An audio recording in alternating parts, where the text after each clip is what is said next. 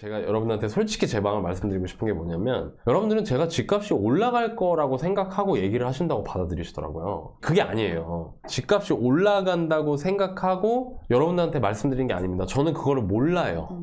다만 제가 말씀드리고자 했던 핵심 내용은 뭐냐면, 집값이 이렇게 올랐다가 팍 떨어졌죠? 이때 떨어질 때 서울의 대장 아파트들도 25%씩 다 떨어졌어요. 강남 반포자에 25% 다 떨어졌습니다. 40억 찍었다가 31억 막 이렇게까지 떨어졌었거든요. 엄청 떨어진 거잖아요. 4분의 1이 날아간 거니까. 그랬다가 다시 올라갔다가 또 약간 떨어졌다가 다시 지금 오르는 거예요. 급등, 급락, 소폭 반등, 소폭 하락, 다시 소폭 반등이에요. 지금 이거거든요. 그러면 여러분들한테 제가 드리고 싶은 얘기는, 앞으로도 이 정도 안에서 움직이지 않을까? 라는 얘기였던 거예요. 오를지 떨어질지는 저도 몰라요. 그런데 다만 분명한 사실, 제가 여러분들한테 말씀드리고 싶은 사실은, 정고점에 가깝게 매우 빠른 속도로 회복한 단지는 주의하셔야 된다는 거예요. 왜냐면 아직까지 떨어진 상태에서 전혀 반등하지 못한 단지가 서울에서 훨씬 더 많아요. 압도적으로 많습니다. 뉴스에 나오는 거는 여러분들 다 이름만 대면 아는 단지들이 나와서 여러분들이 그렇게 조급함을 느끼시는 건데, 그렇지 않아요.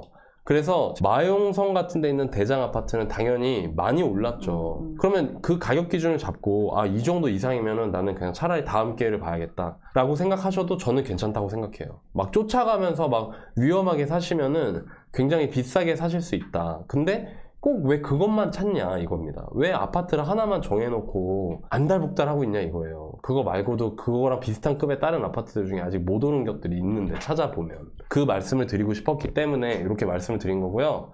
오를지 떨어질지는 저도 모릅니다. 그러나 적어도 최근 3년 동안 반등과 하락, 반등과 하락 이걸 반복하면서 앞으로 당분간은 이 가격 안에서 움직이겠다 싶은 그 가격 구간대가 저는 정해졌다고 생각하거든요. 그 안에서 여러분들이 기준을 잡고 매매를 하려고 하시는 분들은 그렇게 접근하시면 좋을 것 같고요. 네, 매매하기 싫다, 난 너무 비싸다고 생각한다, 그럼 안 하셔도 됩니다. 네, 안 하셔도 돼요. 당연히 34평 갈아타셔도 되죠. 2억 정도 차이 나면. 근데 이 2억이라는 게 차이가, 지금 이런 아파트들이 있거든요. 20평대가 11억인데 30평대가 13억이야. 그러면 비율로 치면은 진짜 얼마 차이 안 나죠. 그런 건 갈아타셔도 너무 좋죠. 근데 예를 들어 지방에 있는 아파트 같은 경우에 25평이 3억인데 34평이 5억인 거야. 그럼 사실 좀 부담되잖아.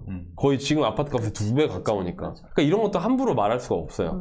다만 아까 제가 말씀드린 것처럼 서울이라고 가정하고 20평대가 11억인데 뭐 30평대가 13억이다. 한 2억 정도 차이 나는 것 같다. 그리고 나는 내가 우리 단지 살아보니까 우리 단지 꽤 괜찮다. 그러면야 뭐 왜 나쁠 게 뭐가 있습니까? 어차피 1주택 유지할 건데. 그러니까 같은 아파트에서 갈아타시면 삶의 질이 많이 개선될 수 있지 않을까.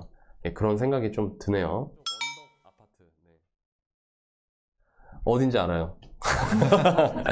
이런 서울 외곽 언덕이랑 경기도 하남의 금액이 좀 비슷비슷하면 올랐을 때 뭐가 나을까요? 예, 당연히 서울이 낫죠. 응암 쪽 언덕에 있는 아파트가 역에서 먼 것도 아니고, 저는 서울이 그래도 낫지 않을까라는 생각을 갖고 있고요. 그거 왜 그러냐면, 하남이나 평촌, 광명, 구리 이렇게 신도시처럼 조성이 됐던, 지금은 이제 90년대 구축 아파트들이 있죠. 그 아파트들이요, 옛날엔 서울 아파트보다 비쌌어요. 일산 아파트가요, 마포에 있는 막 자잘한 아파트보다 더 비쌌습니다. 시간이 갈수록 역전이 되는 거예요. 점점 가운데에 있는 것들이 상승폭이 크다는 겁니다. 다른 얘들도 오르긴 올라요. 20년 전에는 평촌이 여기 있으면은 뭐 관악구가 뭐 요 정도? 요랬거든요.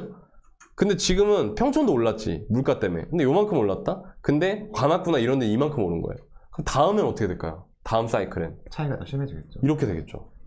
그러니까 저는 가급적이면 여러분들이 지금같이 가격이 떨어지는 시기라면 서울에 있는 아파트 위주로 보시면 어떨까, 그런 생각이 듭니다. 사실 이거 말씀드리는 걸 바탕으로 여러분들이 판단을 해보세요. 직전 3년간 무주택이면 청약을 할 수가 있어요. 공공분양이. 17년 정도는 그냥 청약을 계속 넣으면서 가다가 한 17년 정도 됐을 때 집을 팔아. 그 다음에 3년이 지나면 20년이 되죠? 그 20년이면 서울에 어지간한 데 당첨이 된다면서요. 그렇게 계획을 갖고 계신 분들 아니면 지금 기존 아파트를 활용해서 어떻게 하면 더 나은 곳으로 갈까, 이런 고민을 하시는 게 조금 더 낫지 않을까라는 생각을 저는 개인적으로 갖고 있습니다. 대출을 받아야 된다는 얘기인데, 왜냐면 2억 가지고는 집을 못 사잖아요. 지금 현실적으로. 근데 그냥 일반적으로 신생아 특례 요거 이용해갖고 하려고 하는 분들 많으니까, 신생아 특례로 대출 받으면 5억 정도 되거든요. 종잣돈 2억이라고 했잖아요. 신생아 특례 대출 금리가 2%대거든요. 200만 원 정도 대출 상환 쓴다고 할게요. 너무 다 써버리면 안 되니까. 그러면 한 4억 정도 대출 받는다 치면 6억이죠? 그럼 6억 안에서 집을 찾으셔야 되잖아요. 6억 안에서 집을 찾으실 수 있는 곳 중에 제가 보기에 지금 현재 서울 안에서는 성북구 이상으로 보셔야 되고요. 아니면은 저기 구로 쪽에서 보셔야 되는데 거기는 충교 쪽 출퇴근하시는 게 너무 힘들 거예요. 그래서 서울역이랑 판교라고 하면은 경기도 쪽을 보셔야 될 것 같고 평촌이나 수지 같은 곳에 아파트를 좀 찾아보시면 어떨까. 근데 수지도 20평대 6억 아래는 거의 없거든요. 평촌 쪽을 좀 한번 찾아보시면 어떨까라는 생각이 좀 드네요.